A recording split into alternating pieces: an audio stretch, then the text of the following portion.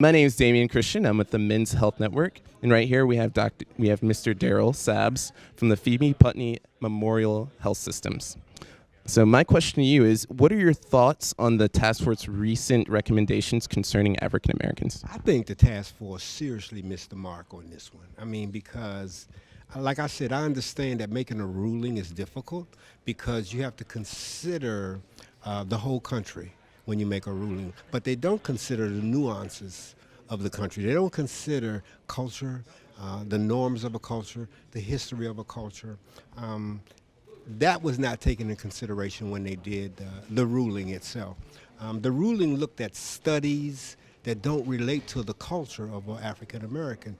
It looked at behaviors that don't relate to the behaviors of African American communities, you know. And so to look at those studies and to have a ruling come from those studies that don't affect or relate to African American communities, but will affect African American communities, I think it's totally unfair. And so I think they need to go back to the drawing board and say, look, we need to look at the nuances and the cultural and the norms of this particular population. It might be that since they're African Americans, we're even hearing that there's a disposition to get the disease because you're African American.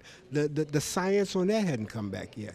We know that African American men don't really gravitate toward the health system. You know, we know that African American men are not informed much at all. They're not employed or unemployed or insured or underinsured. There's so many factors that lead to why we need to consider a different approach to African American men rather than a blanket ruling that never considered who they were, where they lived, what their economic status was, what their value system was about. It didn't include any of that, but it affected all of that. And so as an advocate who works primarily with African American men, I think that they missed the mark. I'm sadly disappointed, but we're not going to give up the fight. We're learning how to be smart about the things that the task force is concerned about, right? We're smart about talking to the men, helping them to make an informed decision, navigating him toward where he needs to go to be serviced and financially capable. The doctors are involved in that. The hospitals are involved in it. In my community, where we're saving lives, we've thought about protection. We didn't need a ruling to come in under the guise of protecting because they're not protecting. They're only creating an obstacle. And we're going to continue to work. They're already pushed the envelope a little bit and raised the level. The squeaky wheel gets oiled.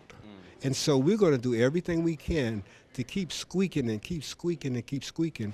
And so we're encouraged, but at the same time, we're not giving up the fight, and we're heavy in our activism, thanks to the Men's Health Network. Thank you so much.